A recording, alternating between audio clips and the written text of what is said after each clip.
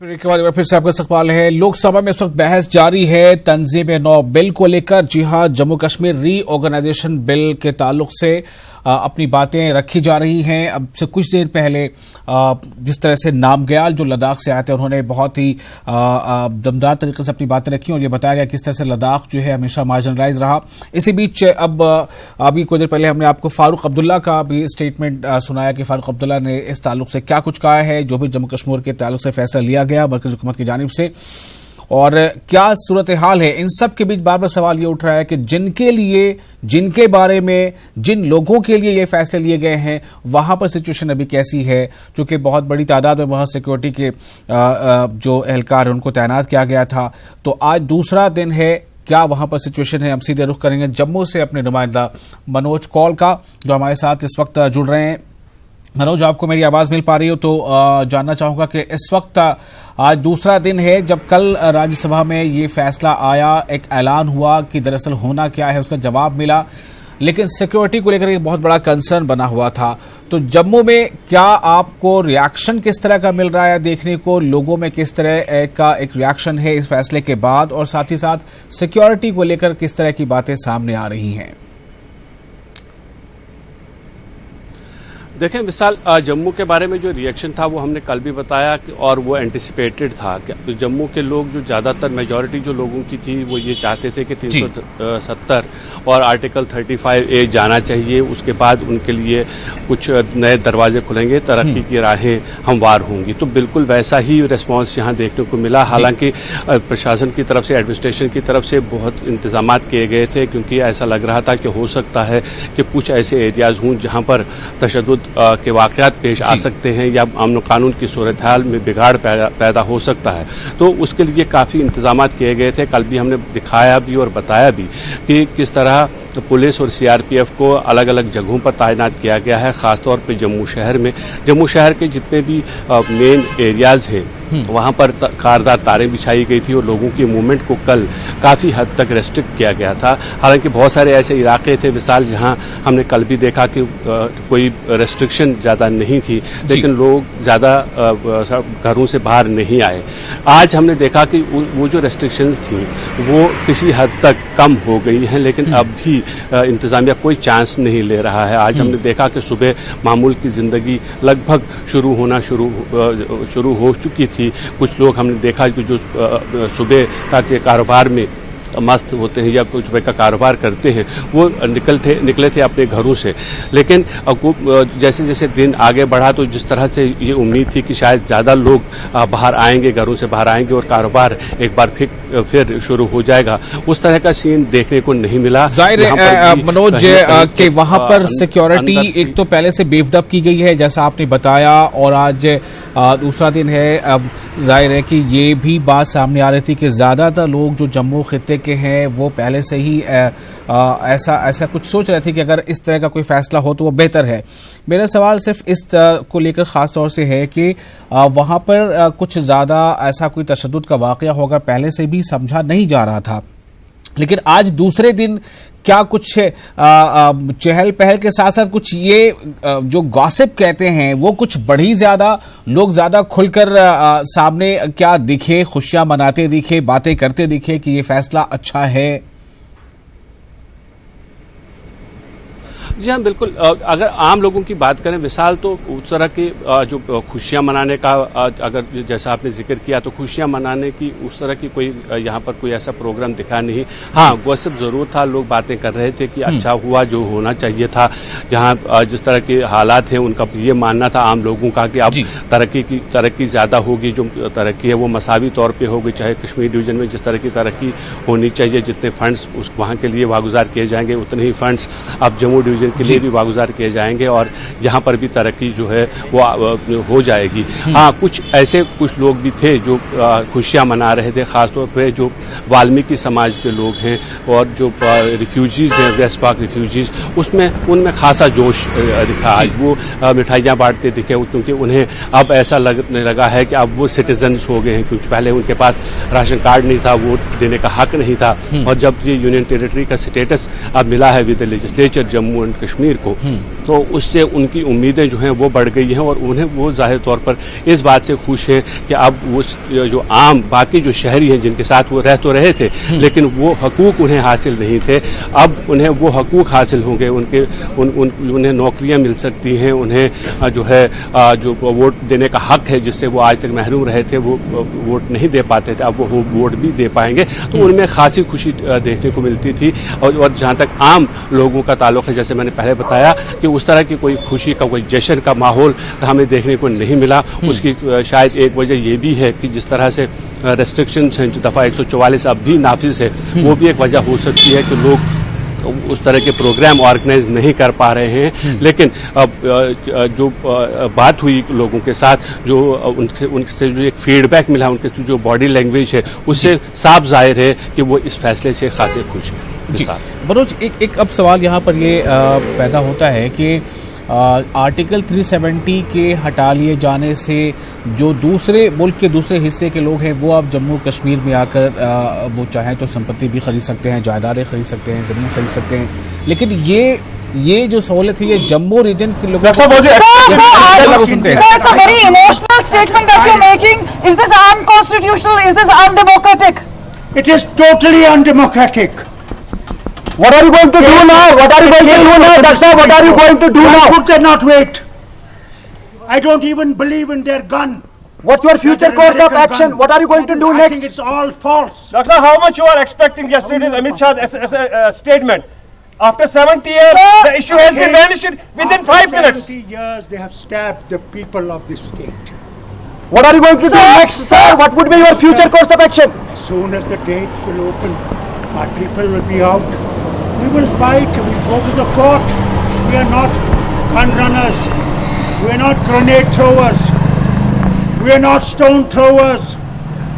We believe in peaceful resolution of things.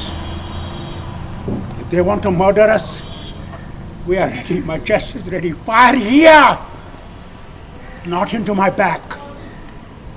For I stood for this nation. Farooq साहब, मैं सब बराबर हैं. Doctor Sahab, right now, where is Umar Abdullah? My son is in jail. And I do not know how many more poor people will be in jail. Sir, your father was also sent jail. Do you think now Umar Abdullah has been jailed now again? I think this is the price we'll continue to pay to make India democratic, to make India secular. But you are believing in India like anything. आज Do you parliament think that the belief is gone now? Debate चल रही है, काफी लोग बहस इसीलिए कर रहे तो हैं। मैं आपको अफसोस लगता करता है हूं कि वहां पे ऐसी सभा में हमारे होम मिनिस्टर साहब झूठ बोले, ये मैं जो उम्मीद नहीं। फारूक सर, आपने कभी सोचा था अमित शाह आएगा? सर, आपने कभी सोचा था अमित शाह आएगा? कि 370 सरदार वल्लभ भाई पटेल भी है। फारूक साहब, अमित शाह कह रहे 370 और 35A की वजह से विकास नहीं हुआ कश्मीर का, और अभी भी आप लोग नहीं होने दे रहे। और साथ में ये भी कहा 370 3 खानदानों के लिए था। फारूक साहब, उनको ये शुक्र करना चाहिए कि वो खानदान के साथ खड़े रहे। क्या आप भी खड़े हैं? क्या आप भी खड़े हैं? डॉक्टर साहब, वो आप पर इल्जाम लगाते हैं सर, वो आप पर इल्जाम लगा रहे, वो कह रहे हैं 3 परिवारों ने सियासत की है सिर्फ कश्मीर में। लगाते हैं जी, अगर उन्हें ये दूसरा हिंदुस्तानी नहीं मिलेगा तो but why you didn't go to parliament, sir? It was an important issue. How could I go when my doors are locked? You want my security people to be dismissed? But few days back, sir, said you are not feeling well. That's the reason you cannot go. I am not well even today. Means you are not expecting this kind of a decision. Nobody expected. You ask anybody. So do you think 70 years struggle is over now? 70 years freedom struggle, fighting for you, fighting for other people like you is over now? India fought for its independence from the British for hundreds of years. 70 years for us to fight for our right is not changed. Sir एक बात सुनिएगा Continue sir, to fight. Do you sir एक बात still believe in India? How do you take it? Farooq साहब, फारूक साहब, Do you still believe in India? Farooq साहब Bharat Do के you साथ है, still believe in फारूक साहब India? भारत के साथ है।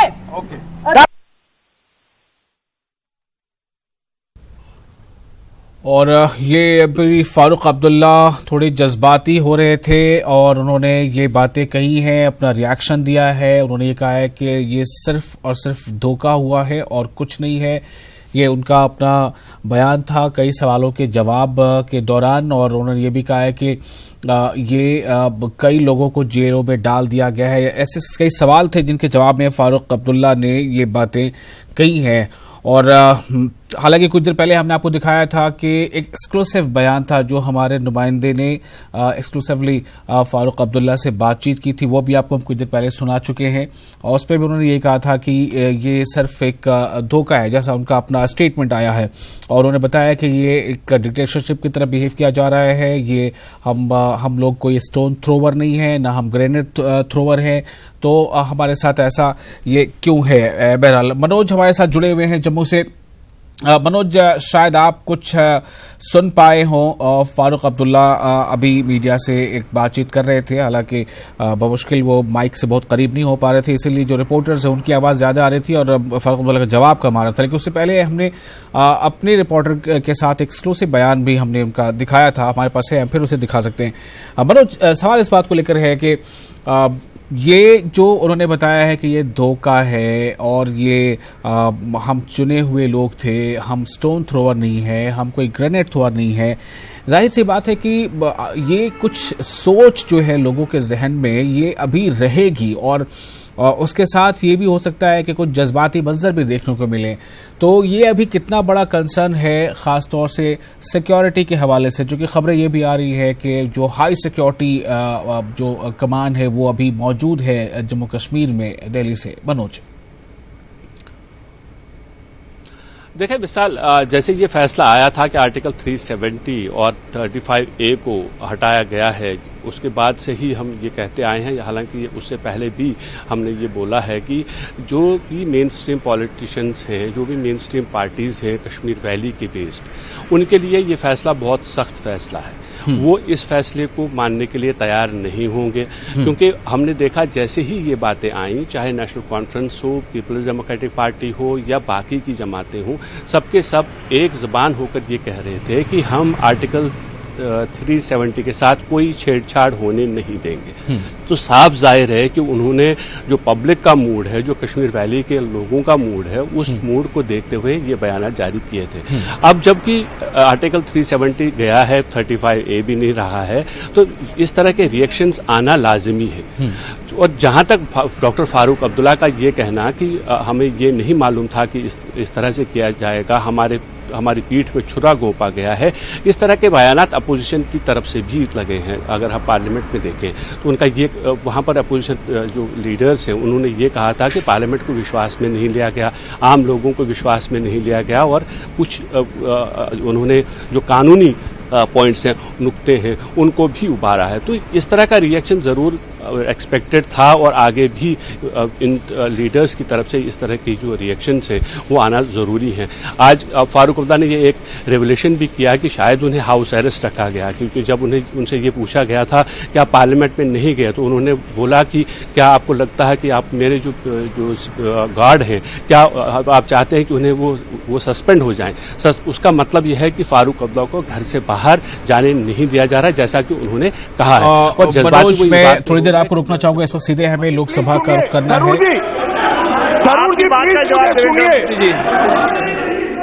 जरूर जी, आप एक मिनट मुझे सुनिए ना, एक मिनट, मगर क्लैरिफिकेशन की जरूरत ही नहीं पड़ेगी। जरूर जी, जो बात को, जिस बात में मुझे अरे सुनो तो भाई, जिस बात में वो मुझे कोट कर रहे हैं, इसमें मैंने सरदार पटेल के लिए नहीं कहा है, श्यामा प्रसाद मुखर्जी के लिए कहा है। श्यामा प्रसाद मुखर्जी के लिए कहा है, वो मुझे गलत कोट कर रहे हैं। मसूदी साहब ने जब कहा कि श्यामा प्रसाद मुखर्जी 370 लेकर आए, तब मैं खड़ा हुआ और मैंने स्पष्टीकरण करा है। शायद उस वक्त वो हाउस में नहीं थे, इसलिए उनको किसी ने चीट गलत पकड़ा दिया। उस विषय पे ठीक है, अब आप बोलिए। आप उस विषय पे ठीक ही बोला, मैंने मान लिया, मैं था यहाँ, मैं सुना। लेकिन the larger issue sir, the larger issue is, unfortunately we have missed this, that the claims that have been largely made in this house by your party has also been that Sardar Patel, if he had been here, we would not have this problem. It's all Nehru's individual fault. I have to clarify that, sir. Nehruji did not do anything on his own. There were 3 accessions, has been mentioned already, including by Dr. Jitendra Singh. There was Hyderabad, Junagadh, Kashmir. All 3 had to be treated by Nehruji and Sardar Patel together, without exception, sir. What is more, this question of a plebiscite, which somebody said is a bizarre thing that we have done. I'm sorry, the plebiscite was promised for all 3 places. It's there in the record, sir. And the problem with misrepresenting history is the problem. माननीय जयदेव भल्ला जी, I will finish, sir. Please, let me clarify. सदस्य, सभी राजनीतिक दल हैं, आपका अकेले का दल नहीं है यहाँ पर, और भी छोटे छोटे कई राजनीतिक दल हैं। माननीय सदस्य, ऐसा नहीं है कि कांग्रेस एक दल हो अकेली, सबको मौका देंगे। हाँ, कंक्लूड करो आप। नो, ऐसे नहीं माननीय सदस्य सब खड़े हो जाओगे। नो तरीका, बैठिए। अध्यक्ष महोदय, अध्यक्ष महोदय, अध्यक्ष महोदय, अध्यक्ष महोदय, अध्यक्ष महोदय, अध्यक्ष महोदय, क्योंकि मेरा नाम, अरे माननीय सदस्य, मेरा नाम आप कर देना, माननीय गृह मंत्री जी दुरुस्त। Sir, let me just finish. Sir, I have not given you the historical facts. 1 second. All I want to say is this. बाद में मौका दे दूंगा। On the 15th and 16th of October 1949, meetings took place with Sardar Vallabhbhai Patel, Jawaharlal Nehru and Sheikh Abdullah in the house of Sardar Patel. And Minister without portfolio who was looking after Kashmir, Shri N. Gopalaswamy Iyengar, took detailed notes. He sent a summary of the notes of these conclusions to Sardar Patel with the following covering note: will you kindly let Jawaharlal ji know direct as to your approval of it? He will issue the letter to Sheikh Abdullah only after receiving your approval. That approval came, sir, on the 17th of October 1949 from Sardar Patel, and only then was 370 brought into the Constitution of India on 17 October 1949. Sir, Itihas, the point is all these records have now been declassified. They're available, sir. So I just want to conclude with one last sentence. This, finally, sir, is an assault on the Constitution, on the inclusive idea of India. It's an assault on the spirit of cooperative federalism. It's an assault on our democratic practices and an assault on the individual liberties of each and every one of our citizens from the state of Jammu and Kashmir. And therefore, sir, it is an attack on our own country's democracy and values. So in the long-term interests of India, sir, and for Indian democracy, and as proud Indian nationalists, sir, my party rejects this bill. I would also request the Home Minister, would he accept a request from my party to lead or to conduct or to organize an all-party delegation to visit Kashmir and see for ourselves what the situation is on the ground? I'll leave that question with the Home Minister. Thank you. Jitendra Singh ji, मैंने माननीय सदस्य शशि थरूर जी की बात सुनी ध्यान से। प्लेबीसाइड का clause कहीं नहीं रखा गया था। आज़ादी के समय भारत के 2 हिस्से थे, princely India, British India. Princely India में 550 से अधिक राजवाड़े थे। India Independence Act, Shashi Tharoor ji is a literate person, जो लॉर्ड माउंटबेटन ने ड्राफ्ट किया था, उसके तहत इंस्ट्रूमेंट ऑफ एक्सेशन लिखा गया, and it was to be signed by the ruler, the raja in that case. और अपना ऑप्शन देना था कि हिंदुस्तान के साथ जाना, पाकिस्तान के साथ जाना, उसमें कहीं भी प्लेबीसाइड की बात नहीं थी। एक। दूसरा,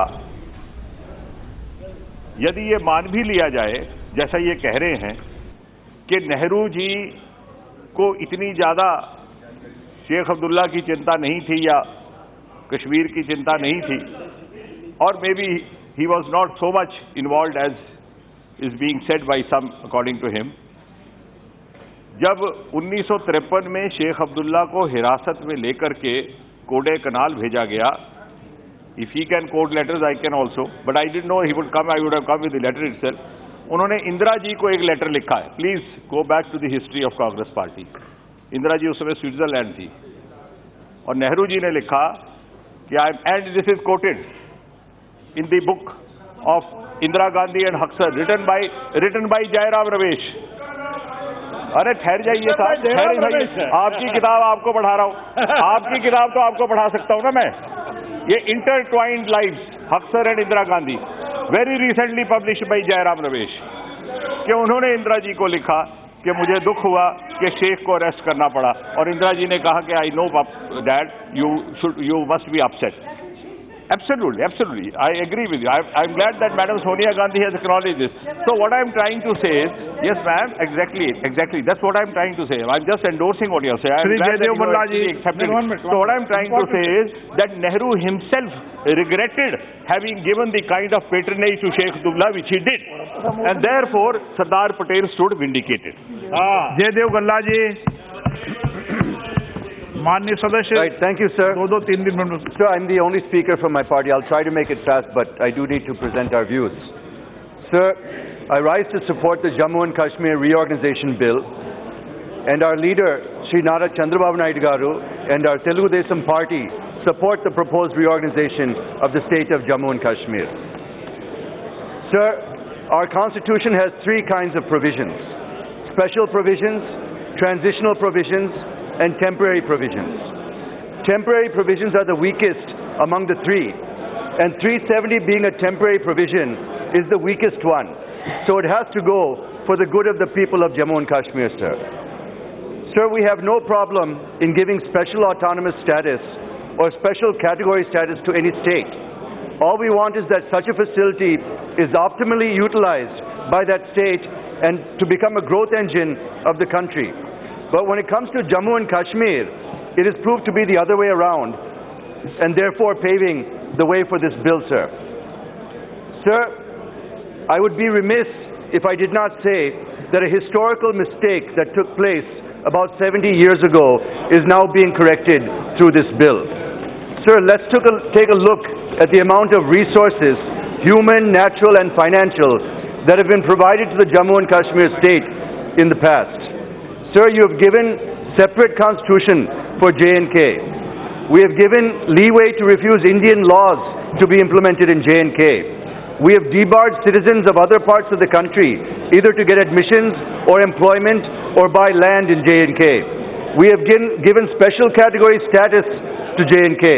We have given dual citizenship to J&K, both Indian and Kashmiri citizenship. We have given lakhs of crores for J&K, which have gone down the drain, sir. And what have we got in return, sir? We have had to deal with bloodshed and terrorism. The tricolor is burnt in J&K, and it is not a crime. Political parties and separatist groups have used and misused Article 370. Our own Kashmiri pundits have been thrown out of Kashmir. Part 4 of the direct... तो इस तरह से अभी आपने देखा कि कांग्रेस की तरफ से थरूर ने ये कह दिया है सीधे तौर पर कि पार्टी जो है इस बिल को रिजेक्ट करती है, यानी कांग्रेस का मौक़िफ़ उन्होंने साफ कर दिया है। हम फिर से रुख करते हैं एक बार अपने नुमाइंदे मनोज कौल का। मनोज, हम लोग जो बातचीत कर रहे थे कि एक तरफ पार्लियामेंट में बहस और चर्चा हो रही है, दूसरी तरफ जम्मू कश्मीर में जो है सिक्योरिटी एक बहुत अहम चैलेंज है और जाहिर है कि आने वाले दिनों तक ये रहेगा। तो फारूक अब्दुल्ला ने जो बातें कही हैं, एक सवाल यहाँ पर उठा था कि वो क्यों नहीं गए पार्लियामेंट में, वो उन्हें जाना चाहिए था, तो उनका कहना था कि वो उन्हें घर से बाहर निकलने नहीं दिया जा रहा है। मनोज, इन सारे हालात को जम्मू कश्मीर की आवाम, खुसूसन कश्मीर की आवाम किस तरह से असेस करेगी?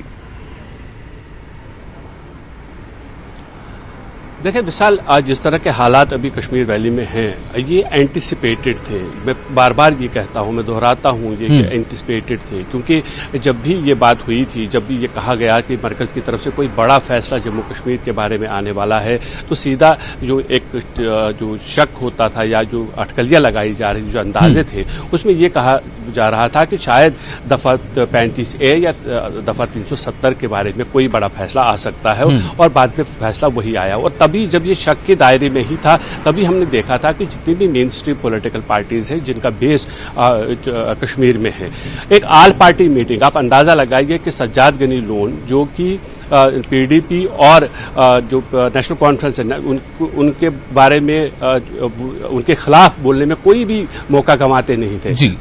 जस्ट अगर आप 2 हफ्ते पहले की बात करेंगे, वो भी उस मीटिंग में शामिल हुए, महबूबा मुफ्ती उस मीटिंग में शामिल हुई, जितने भी लोग थे, इंजीनियर अब्दुल रशीद जो कि ये कह रहे थे कि 2 खानदानों ने जम्मू कश्मीर को लूटा है, अब बारी है कुछ लोग और आए और रियासत का इंतजाम संभालें, वो भी उस मीटिंग में शामिल थे। तो गोया ये जो लीडर्स थे वो ये बावर कराने की कोशिश कर रहे थे, वो एक साथ इसलिए आए कि उन्होंने लोगों की नब्ज़ पकड़ी थी, जैसा जो कि एक सच्चाई है कि कश्मीर के ज्यादातर लोग इस फैसले के खिलाफ हैं। वो इस फैसले को एक्सेप्ट करने में उन्हें शायद बहुत वक्त लगेगा, अगर वो एक्सेप्ट करेंगे भी तो।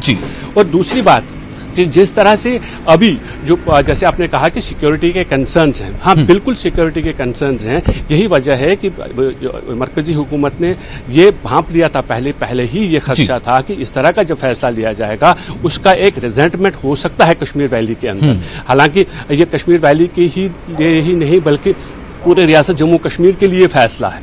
लेकिन किस तरह का सबसे ज्यादा जो खदशा था वो ये था कि रियासत जम्मू कश्मीर में तो उसका जो है असर तो पड़ेगा ही, लेकिन रिजेंटमेंट ज्यादा कश्मीर वैली के अंदर हो सकता है। यही वजह है कि इजाफी जो है नफरी लगाई गई नीम फौजी अमले की। और आज भी हमने देखा कि अगर वो कश्मीर वैली के अंदर की जो बात करेंगे वहां जिस तरह के हालात है, इंटरनेट सर्विस बंद है, मोबाइल फोन सर्विस बंद है, लैंडलाइन टेलीफोन नहीं चल रहा है और यहाँ तक कि कुछ इलाकों में जो केबल नेटवर्क्स हैं उनको डाउन कर दिया गया। तो इसका ये जो पूरा का पूरा जो कदम उठाया गया है वो इसलिए है कि ज़्यादा इन्फॉर्मेशन लोगों के पास ना जाए, कम से कम लोग इकट्ठे हो सकें। अगर कहीं पर कोई एहतजाजी प्रोग्राम होता है तो दफा 144 नाफिज है ये इस मकसद से कि लोग बाहर ना आए। तो ये जो सिलसिला है ये इतना जल्दी खत्म होने वाला नहीं है। जिस तरह हमने देखा कि अब मैं पहले जब हम बात कर रहे थे जम्मू के बारे में, सुबह मुझे ऐसा लग रहा था कि जम्मू में जैसे दिन आगे बढ़ेगा तो हालात नॉर्मल हो जाएंगे। हालांकि यहाँ कोई प्रॉब्लम नहीं है सिवाय कुछ पॉकेट्स को छोड़ के। अगर जम्मू शहर की बात करेंगे, शहर में चंद एक ऐसे इलाके हैं जो थोड़े हसास है जिनमें प्रॉब्लम का खदशा है। लेकिन Kashmir valley as a whole एक पूरा जो वहाँ पर हम अगर उसका मुवाजना करें तो पूरी वैली में हालात ऐसे हैं जिन्हें मामूल पर लाने में या जिन्हें काबू करने में काफ़ी टाइम लग सकता है। फिलहाल सिक्योरिटी फोर्सेस का काम ये है कि ये जो फैसला आया है कुछ दिन गुजर जाएं ताकि जो टेम्पर से लोगों के जो एंटिसिपेट किया जा रहा है, जो माना जा रहा है कि लोगों में उसमें कमी आ जाए, उस गुस्से को थोड़ा कम करने के लिए उसको कम किया जाए और उसके बाद कुछ ऐसे इकदाम उठाने की भी ज़रूरत है। साथ में जहां एक तरफ लोगों के टेम्पर्स कूल करने की ज़रूरत है, वहीं लोगों को समझाने की भी ज़रूरत होगी। मरकज़ी हुकूमत को कुछ ऐसे इकदाम उठाने पड़ेंगे, कुछ ऐसी पॉलिसी अपनानी होगी जिससे वो लोगों को ये समझाने की कोशिश करें, समझा सकें, ये बावर कराने की कोशिश करें कि इससे आपको ज़्यादा नुकसान नहीं बल्कि फायदा है। तब तक जब तक लोगों के टेम्पर्स कूल हों और दूसरी तरफ से ऐसे इकदाम उठाएं जिससे लोगों का भरोसा जीत लिया जाए और उन्हें इस बात पर माइल किया जाए कि ये आपके फायदे के लिए है, तब तक जो सिक्योरिटी का कंसर्न है वो लगातार जारी रहेगा, वो लगातार बना रहेगा। बहुत बहुत शुक्रिया मनोज जी तमाम बातचीत के लिए। और इसी के साथ हम फिलहाल यहाँ पर एक छोटा सा ब्रेक लेंगे। ब्रेक के बाद एक बहुत ही अहम खबर जो दिल्ली से ताल्लुक रखती है।